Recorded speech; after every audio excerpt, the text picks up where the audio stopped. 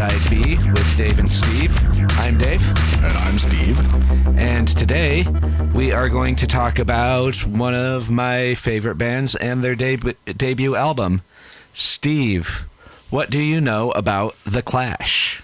The Clash, I know it's a punk band from across the way. Big fan of their song Career Opportunities. I'm actually thinking about covering it as a B-side for my my solo project. I'm going to release a series of singles, and then I'm going to have like a work-related cover paired with the single, so I can trick people into listening to my song, hopefully. And I was thinking about doing like a thrashy version of that, or a doomy version of that. So, well, good news that I chose this album because I know I'm stoked. Yeah, this is the one that it's on. This is The Clash's debut album, The Clash, that came out in 1977. It is the UK version specifically, so we'll talk about the difference between the US and the UK edition later in the podcast. But yeah, this is their debut album that came out in 1977 alongside, like a bunch of punk albums, like in a bunch of first punk albums. This was a really big statement in like their whole career. This is their rawest, most punky album, and it's their only album with their original drummer, TERRY CHIMES. But yeah, The Clash were, you probably know all this, but they were Joe Strummer, Mick Jones, Paul Simonon, and at this point, TERRY CHIMES, but later on... TORY CRIMES? Yeah, they got his name wrong on the on the sleeve. Honestly, like, if they're gonna get somebody's name wrong, like TORY CRIMES is kind of a badass stage name. Yeah, and this is the only the studio album that he's in. But there is a point later when they'd fired Topper for being on too much heroin to tour, where they brought Terry back. So there's like no bad blood. I just don't think Terry wanted to be a drummer in a band because he stopped doing music after the early 80s, like entirely. I think he's like a lawyer now or something. To link this up with Black Sabbath, TERRY CHIMES actually did a couple of makeup shows with Black Sabbath at one point. While we're listening, I'm going to look up the details on that because I don't remember enough to talk about it right now. Is there anything else that we should talk about before we move on? This is the most typically punk album of The Clash. I think I said that a little earlier. But like as they kind of kept going, they let their other influences creep in. And they do kind of let them creep in a little bit on here. As their career kept going, they started incorporating more like rockabilly and reggae, even gospel in one song. But this is just them at their most unfiltered, most furious. This was them when they were playing alongside the Sex Pistols because they hadn't stopped getting along with Johnny Rotten yet. That reminds me, I was looking at some articles and saw that Lemmy, for some reason, doesn't like The Clash. It was like a grunge, like, clickbait video, and they were talking about it, and he's like, oh, yeah, I thought he said, like, The Clash were manufactured or something along those lines. A lot of people... That was kind of a common criticism of them. Like a lot of people, like their manager, Bernie Rhodes, was trying to do the same thing that Malcolm McLaren was trying to do with the Sex Pistols. And so basically the same criticism. Yeah, it's basically the same criticism that's leveled at the Sex Pistols. The Clash managed to fire Bernie at one point. So I think it's a little less founded for them. Although they brought him back. We're going to do Combat Rock at some point, and we'll talk about the whole fraught relationship with Bernie Rhodes at that point. But yeah, he's on board at this point. Bernie was gone by the time they did their best-known album, London Calling. And then too many world tours, they had to get a manager again and chose the worst person they could have by bringing back their old one. But that is a long story. It's very well documented. Yeah, the same thing happened to Sabbath. The guy that ripped him off, he just ended up going back to him because I don't know, because he didn't. I don't understand why you'd do that after somebody ripped you off so bad. But and then I think Lemmy was cool with a lot of like the smaller punk bands. Like he hung out with them a lot, and a lot of when the Clash was huge, kind of resented them for being so successful, which I don't blame them necessarily. And so, like, there were accusations of selling out. It's punk scene's never changed. Like, successful bands get hated, and other bands get mad about it. And there's rivalries, and different people feel they have to take sides. I can see Lemmy taking like the Damned or the Buzzcocks side, and any kind of like rivalry that any of these bands might have had at one point. So, yeah, well. That doesn't take away any of Lemmy's coolness, in my opinion. He's kind of an old grouch, but he's our old grouch. Yeah, and I don't need every band that I like to have their members like each other, so... or even like themselves, like the other members of their bands. Yeah, their beefs aren't our beefs. I see people do that all the time, like the Metallica versus Megadeth thing. I'm like, it's been like 50 years. I think they're over it. Yeah. I think they brought in Mustaine to kind of reason with them during, what was that documentary? Some Kind of Monster? Yeah, there was a scene where they did a therapy session with, it was just Lars and Dave, and Dave, like, basically opened up about, like, how hurtful it was to be kicked out the way he was, and then he got mad at him because he didn't want him to put it in the documentary, but they ended up putting it in there. Although, I'm kind of like, Dave, that's the most human I have ever seen you. Yeah. So the rivalries between bands, sometimes the fans just take it to such an extreme that I don't understand sometimes. Yeah. But. It's a parasocial relationship type thing. True. Anyway, yeah, this is The Clash's debut album. Some people will say this is their best album. I don't think I agree with that, but it is a great album. It is the second best album of theirs. Well, all right. Well, I'm looking forward to this, so we'll be back after we listen to side one.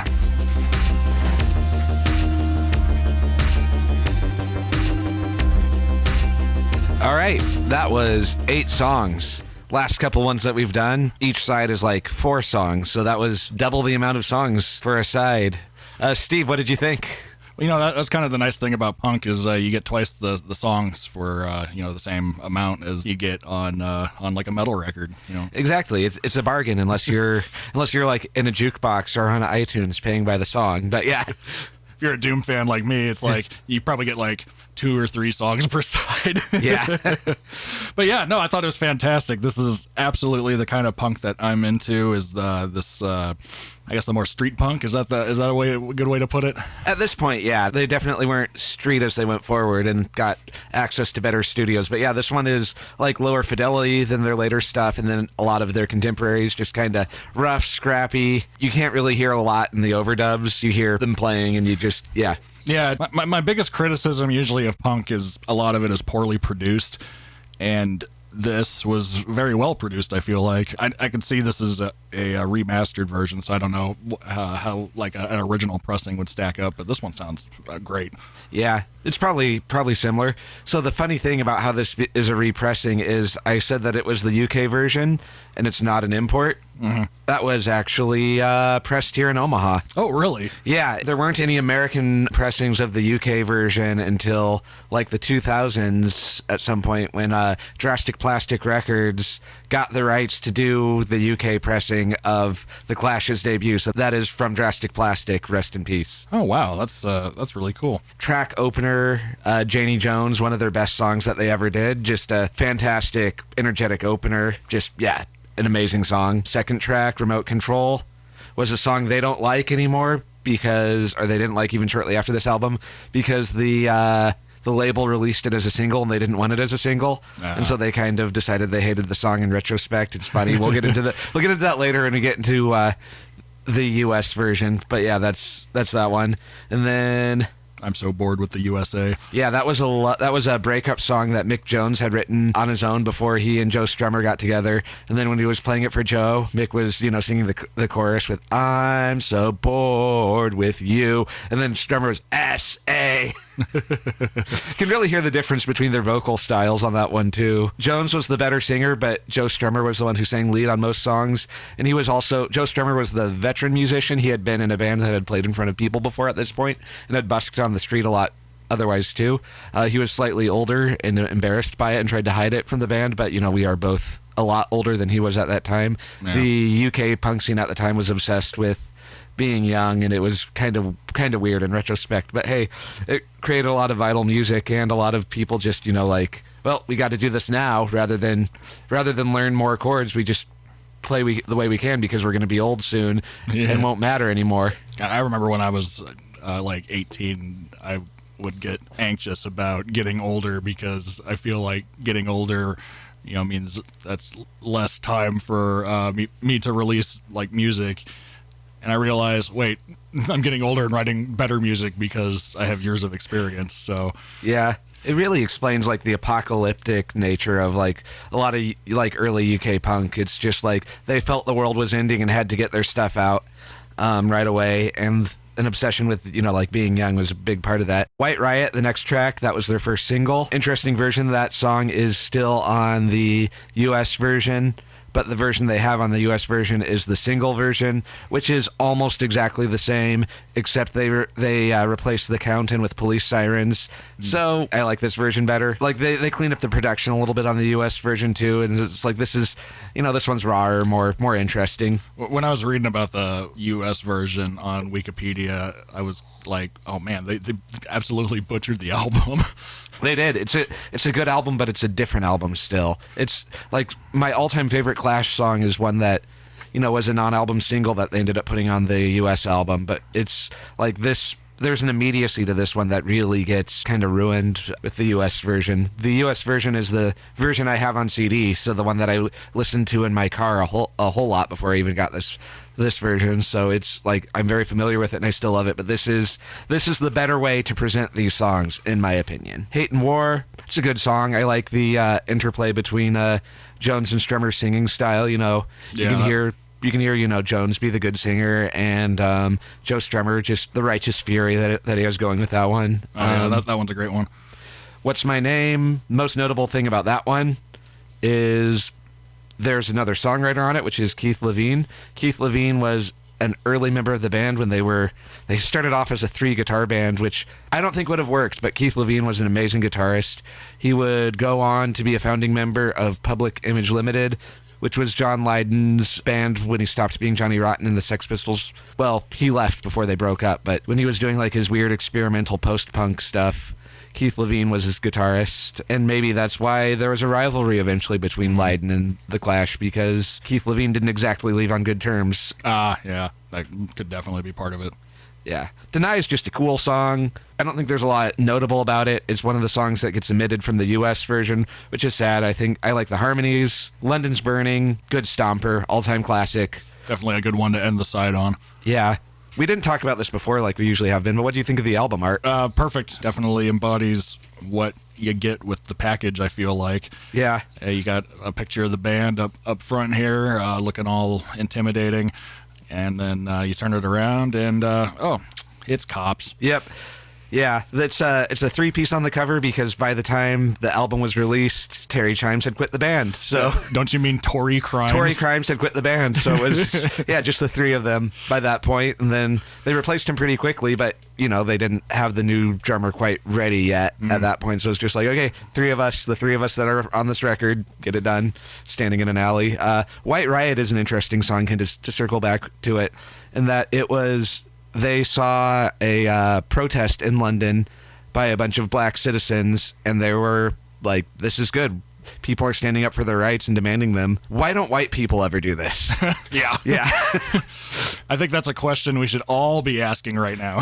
Yeah, and it talks about a lot of the it wasn't just the black citizens, but like a lot of the Central Asian, like a lot of the ethnic minorities who had moved to London at that point were more willing to stand up and fight for their rights, while white people were afraid to go to jail. That's even addressed directly in the song. Nobody wants to go to jail. Yeah. And so it's about just like the kind of the cowardice that you develop when you have more to lose, right? Yeah. By having a slightly more privileged position than the people who are absolutely eating shit in society. Yeah, they want to keep a lower class to keep the middle class in line. Yeah, that's how slavery developed in the first place. Create an underclass so that the people who weren't mistreated quite as much would have other people to hate rather than the people who were oppressing them. I mean, we're not really that different from serfs if you think about it. No. Yeah, that was the first side of the album. A lot of songs, a lot of short songs. Like I think the longest one is like 3 minutes. Most of them are like a minute and a half. Before we move on to the next side, I got a Tory crime story here. So there was a connection with Black Sabbath that we talked about earlier. So I looked it up, and he joined the band for the Eternal Idol tour, and that was the album before the one that we listened to a few weeks ago. The reason he joined the band is because the drummer they had at the time had political objections over them playing in Sun City in apartheid South Africa. So Tony, probably coked up out of his mind, was like, was told by his manager, it's like, yeah, it's in South Africa, but it's not like in South Africa, you know. So Tony's like, what? Okay, all right. And then, or, that's what I imagine. He might just be covering his ass with that story, because it's like, well, if your drummer quit over political reasons, like, didn't you look into that? It's so funny that they got the original drummer from the most left-wing political punk band. Well, not the most by that point, but of the early ones, Joe Strummer absolutely probably been mad when he learned that that Terry went and played in apartheid South Africa. Yeah. The guy whose band would go on to make an album called Sandinista that has a song about CIA assassinations, and yeah. I wonder if Terry's ever talked about that. I'm gonna look it up when we're listening to the side B. Yeah, that's gonna be so great. But yeah, so we got a connection to my favorite band there, and then it was because they were doing something kind of unethical. So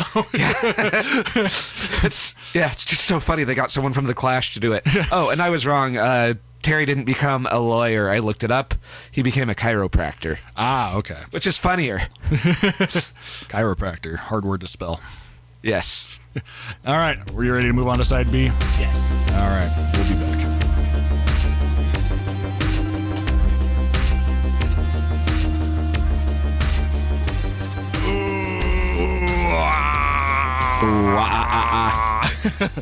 And we're back. Okay, yeah. That was side 2. I think my 2 favorite songs on the album are on side 2. Maybe my 3 favorite. I gotta say, this album I think is all bangers. I don't think there was a single song on here I didn't like. Yeah, they're all great. I think my favorite song was the album closer, Garageland. I don't think that there's any... Our Garage, for our friends across the pond. I don't think there is any song that better encapsulates that whole here's a chord, here's another chord, here's another chord, now go start a band idea better than that one. Just that verse that's the truth is only known by gutter snipes, that has that line, and then the outro where Joe just starts kind of going on a tangent, 22 singers, 1 microphone, just that's the scrappy go do this yourself, go make this spirit that's really perfect. My other 2 favorites off of this side are Career Opportunities, obviously, all-time classic, great anti-work song. And that's my favorite one on this album, because it's one of those songs that just perfectly explains how I've felt and sometimes still feel in the workforce, because it's basically you have opportunities to get to so-called good jobs, but it's still it's serving tea to the so-called important people, and if you don't like that, well, you go down the loading dock and work with the workers, Yeah. And then my other one, I liked the 6-minute long reggae cover. I think that was a really cool change of pace, and putting it so near the end of the whole thing was just kind of a way to kind of calm down and mellow out between all the fast and furious 2-minute songs. It was just a nice relaxing song about how the police and the criminals are equally dangerous to us normal people. Well, in a lot of ways, the police are just another gang in this world, and they're just sanctioned by the state.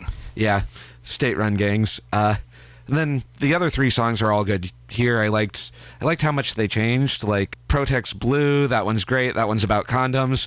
And Mick yelling Johnny Johnny at the end was really funny. Yeah. And then 48 Hours. Yeah, just a fun, quick, stompy song. And then Cheat changed a lot for a 2-minute song. There was okay, yeah, I'm really liking this. Oh, this other thing that's coming in here, that's really interesting. This is great.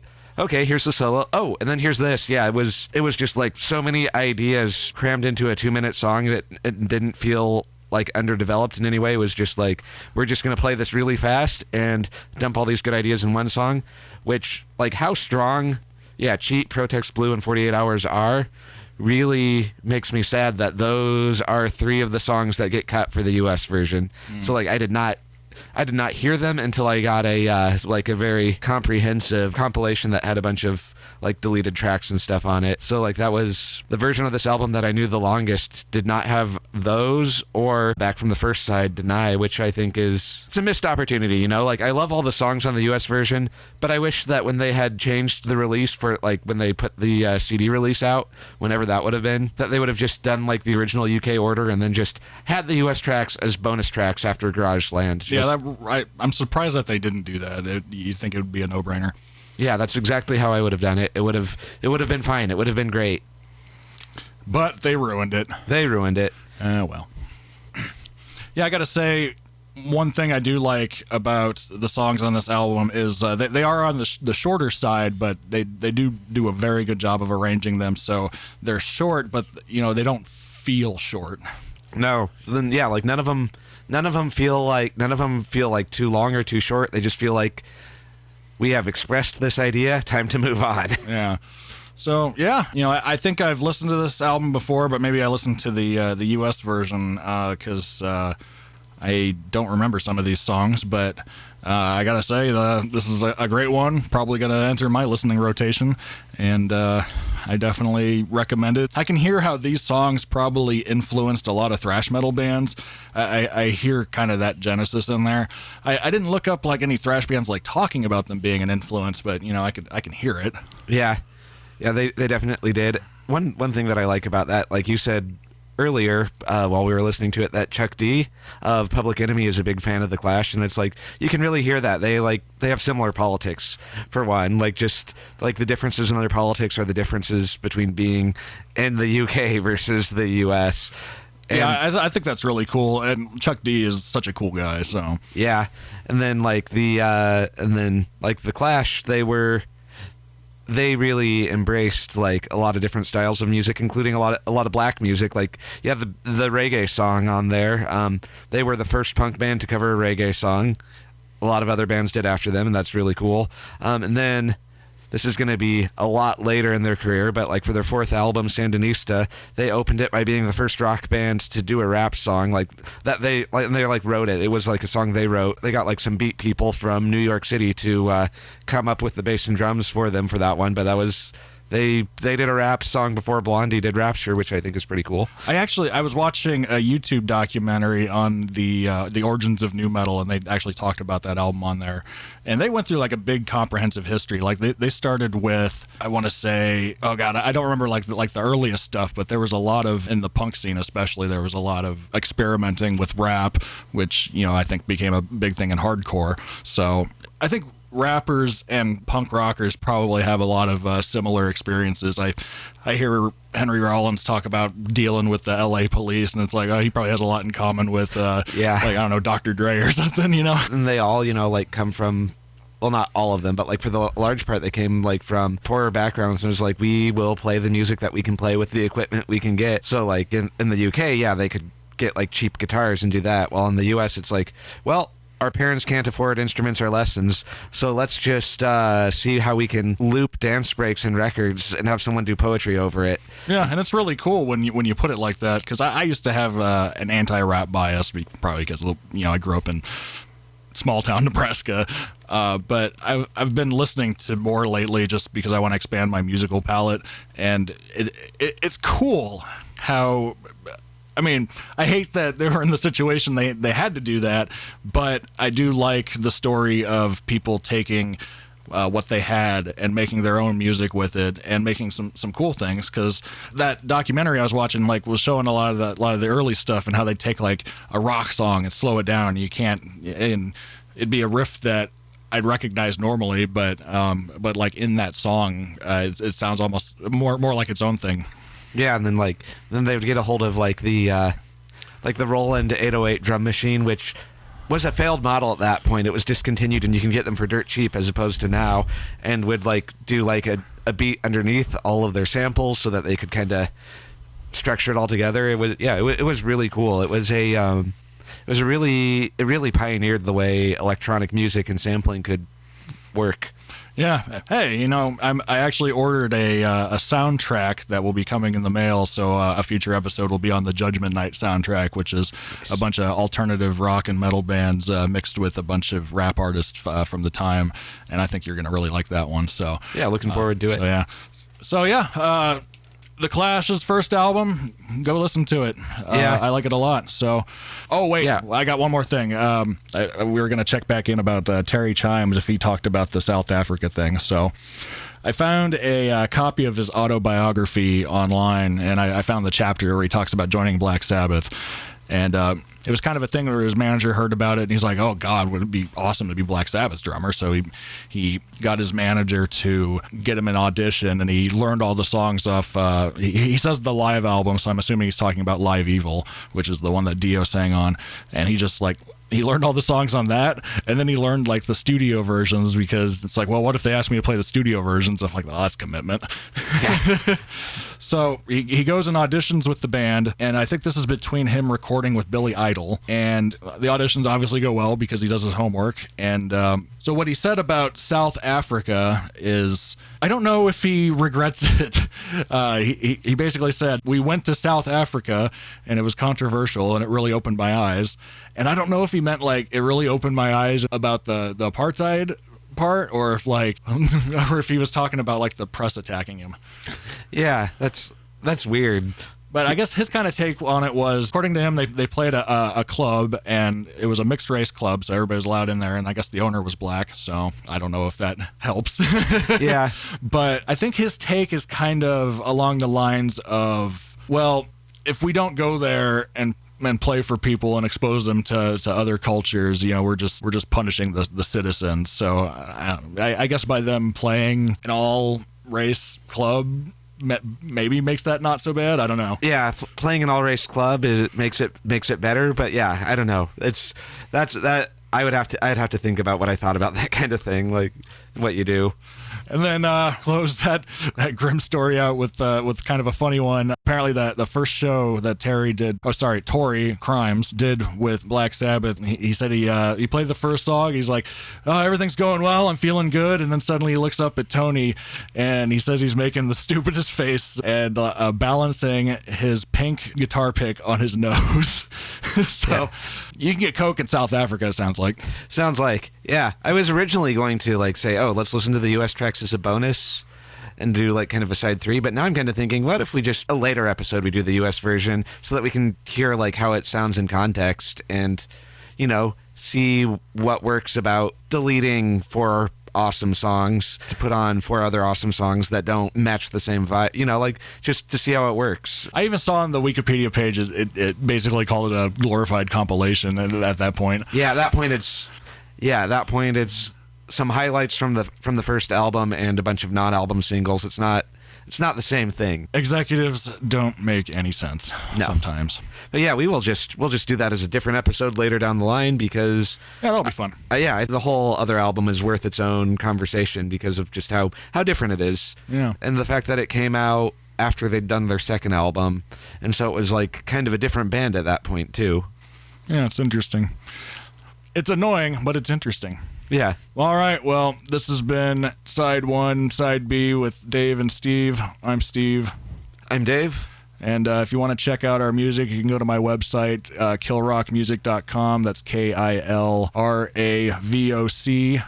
Next time, I haven't decided which one we're going to do. We're either going to do a Southern rock album, or we're going to do a new wave of British heavy metal album. So either of those will be good. My next one, we are going to do an early industrial band doing a foray into kind of synth pop, but in a really dark and menacing way. Ooh, that sounds fun. Yeah, we're going to keep hitting you with interesting classics. All right. Well, I know everybody wants to go listen to the Diano album, because everybody we've played that song for just loves it.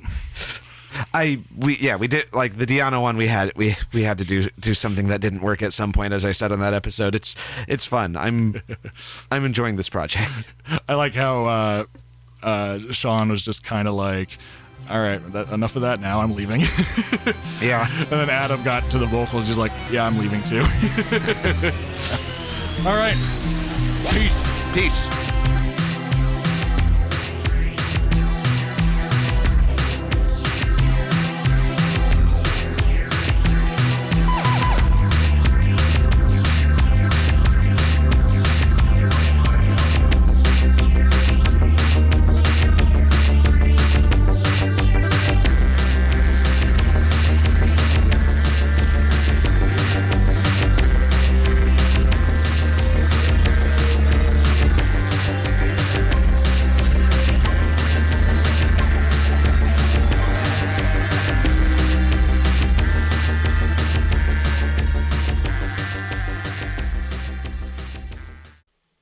Side One, Side B with Dave and Steve is a Floof Goof Studios production. Check out Steve's website, killrockmusic.com. That's KILRAVOCK music.com for links to our current projects, The Illiterates and Lucid Fugue, along with Steve's past and current projects, along with links to other episodes of Side 1, Side B.